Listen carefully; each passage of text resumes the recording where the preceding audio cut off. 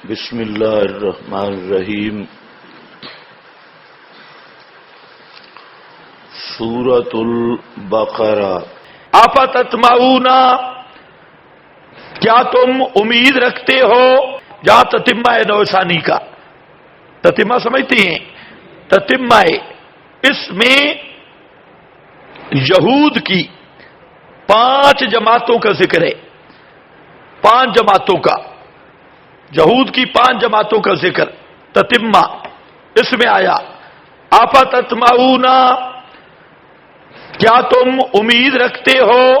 تما ہے تمہیں 5 جماعتوں کا ذکر، ان یؤمنوا، یہ کہ ایمان لائیں گے وہ یہود، تصدیق کریں گے وہ، لکم، تمہاری، وقد کان فریق منہم، اور تحقیق یہ پہلی جماعت ہے، جماعت اولا، پہلی جماعت ہے محرفین کی۔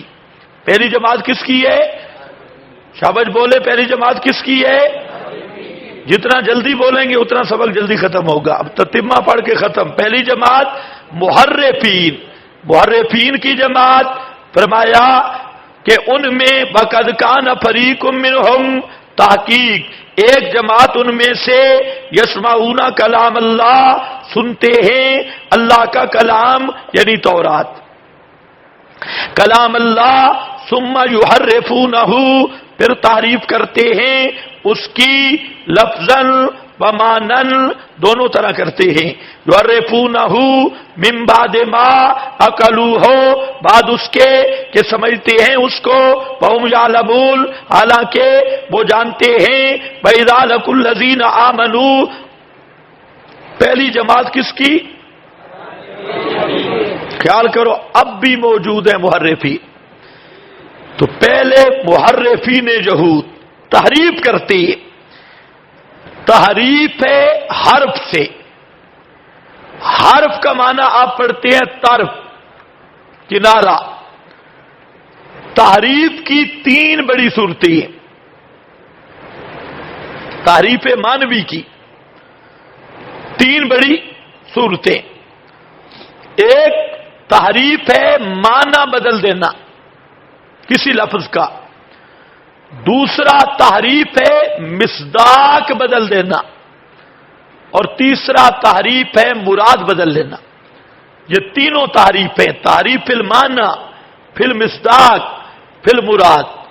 یہ تینوں تحریفیں یہودی کرتے تھے، معنی بھی بدلتے تھے، مصداق بدلتے تھے۔ نبی کریم صلی اللہ علیہ وسلم کی صفات، آپ کی علامات جو تورات میں تھیں، تو اس میں مصداق بدلتے، یعنی ایسا مصداق بیان کرتے کہ عام لوگ سمجھتے کہ یہ نبی آخر الزمان کی صفات نہیں ہے۔ اسی طرح وہ مصداق بدلتے اور اپنا مراد بدلتے کہ اس سے مراد کیا ہے۔ آج بھی یہ تینوں طرح کی تحریف موجود ہے۔ آج جو کلمہ گوئے مختلف اہل بدعت فرق، وہ یہ تینوں قسم کی تعریف کرتے ہیں۔ آپ کنز الایمان اٹھائیں احمد رضا خان کی، اس میں احمد رضا خان نے معنی کیا، قل انما انا بشر مثلکم، سورۃ الکہف میں معنی کرتا ہے تم فرماؤ ظاہری صورت میں تو میں تم جیسا ہوں، ظاہری صورت میں تو میں تم جیسا ہوں۔ اب کوئی پوچھے احمد رضا خان سے کہ یہ تو نے کہاں سے لیا ظاہری صورت میں تو تم جیسا ہوں، یہ اب آگے حامیم سجدہ میں پہنچا تو دروغ گو کا حافظہ نہیں ہوتا، وہاں پر بھی اسی طرح آیا تھا قل انما انا بشر مثلکم، وہاں پر مانا کرتا ہے آدمی ہونے میں تو تم جیسا ہوں۔ میں نے کہا اب یا سورۃ الکہف میں تعریف کی یا حامیم سجدہ، وہ مانا ٹھیک تو یہ ٹھیک نہیں، تو اب بریلویوں کے لیے مسئلہ ہے، وہ خود متعین کریں کہ اعلی حضرت نے یہ پہلے جو تعریف کی یہ تعریف یہود ہے یا دوسری آیت پہ مانا غلط کیا۔ اسی طرح اگر آپ کنز الایمان دیکھیں، اب تو شکر یہ ہے کہ غلام رسول سعیدی بریلوی اور یہ حضرات ایک جماعت کھڑی ہو گئی جنہوں نے ایک مفتی اقتدار نہیں میے، اس کے میں نے حوالے تبصرہ میں دے رکھے، اس نے خود احمد رضا کی تعریفات کا پردہ چاک کیا کہ اس آیت کا معنی احمد رضا نے غلط کیا، اس کا اس نے خود احمد رضا کے پورا کام پورا کر دیا۔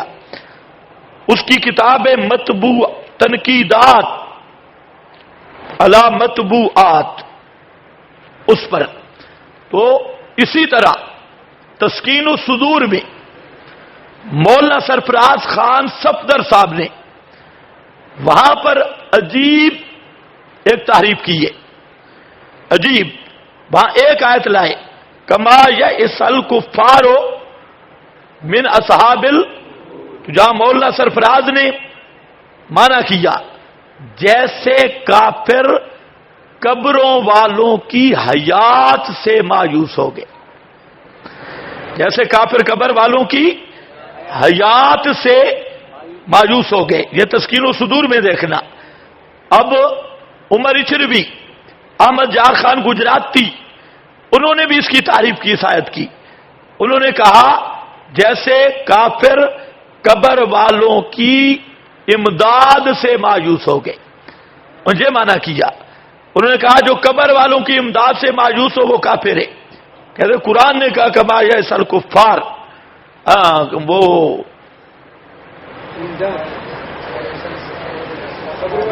من النصر، اور مولانا سرفراز نے کیا کہا حیات سے، کافر قبروں والوں کی حیات سے مایوس ہو گئے۔ اب یہ وہی ڈنڈی ہے کہ یحرفون یسمعون کلام اللہ ثم یحرفونہ، اللہ کا کلام میں تبدیلی کرنا، یہی ان علماء کا وصف تھا۔ اسی طرح مولوی عبدالشکور ترمذی، اس نے بیان القرآن حضرت تھانوی کی شائع کی، اس میں ایک مقدمہ لگا کر اور اس میں جب ترجمہ لکھا اپنی طرف سے، کیا ما انتا بمسمع من فی القبور کا معنی کرتا ہے آپ نہیں منوا سکتے جو قبروں میں، یہ ترجمہ لکھا ہے، ترجمہ آپ نہیں منوا سکتے، ما انتا بمسمع ان، آپ نہیں منوا سکتے۔ واہ سونے ہے مفتی حضرت اقدس مانا کی، حالانکہ آپ بیان القرآن دیکھ لیں، حضرت تھانوی کی اصل تفسیر، میں نے جب پہلی دفعہ یہ پڑھا تو میں بھی حیران ہو گیا، اور میں نے کہا حضرت تھانوی جیسے حکیم الامت، اور یہ کیا مانا آپ نہیں منوا سکتے، یہ کون سا مانا ہے ما انت بمسمع ان کا؟ پھر میں نے اصل بیان القرآن پہلے والی دیکھی، وہاں تھا آپ نہیں سنا سکتے۔ اس عبدالشکور نے ڈنڈی لگائی مفتی سائیوال نے، اور اس نے یحرفون وہی تعریف کی کہ وہاں پر لکھ دیا آپ نہیں منوا سکتے۔ اب کوئی للڑ مجھے بتائے بے مسمع ان کا یہ کیسے ترجمہ بن گیا آپ نہیں منوا سکتے؟ اسی طرح اس کی بے شمار آپ کو مثالیں ملے گی۔ تو علماء یہود میں طبقہ تھا محرفین کا، آج بھی کمی نہیں ہے، بڑے بڑے کلمہ گو صفت یہود پر اللہ تعالی کے کلام کی تعریف کر رہے ہیں، اور اہل تشیع وہ تو تعریف لفظی کے قائل ہیں، وہ تو کہتے ہیں یہ قرآن اصلی ہے ہی نہیں، اور تعریف لفظی 2000 روایات، وہ انشاءاللہ آئے گا مسئلہ، تعریف قرآن کا مسئلہ وہ آئے گا، تو آپ دیکھیں گے کہ وہ کہتے ہیں کہ قرآن مقدس میں 4 طرح کی تعریف ہوئی ہے، یہ موجودہ قرآن 4 طرح محرف شدہ ہے، یہ اصلی نہیں، اور یہ جتنے بریلر اہل بدعت اور یہ غیر مقلد یہ لفظ مانوی تعریف کرتے ہیں، مصداق میں تعریف کرتے ہیں، مراد میں تعریف کرتے ہیں، تقلید آبا کی آیات یہ فٹ کرتے ہیں تقلید مجتہدین پر، تو یہ آیات کی تقلید فلم یہ تعریف المصداق ہے، مصداق بدلنا ہے۔ اسی طرح اصولی مسائل کو منطبق کرتے ہیں فروئی پر، یہ سب کیا ہے؟ تعریف فی المصداق ہے۔ تو یہ بھی محرفین ہیں۔ تو بہرحال یہود کا ایک طبقہ تھا، فرمایا ثم یحرفونہ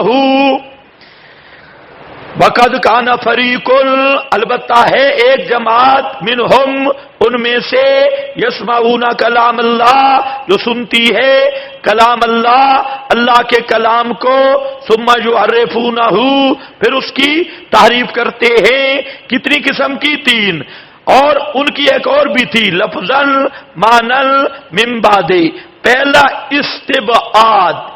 استبعاد اول کہ تحریف قرآن، استغفر اللہ، تحریف کتاب، استغفر اللہ، اتنا بڑا جرم اللہ کے کلام کو بدلنا، اتنا بڑا جرم۔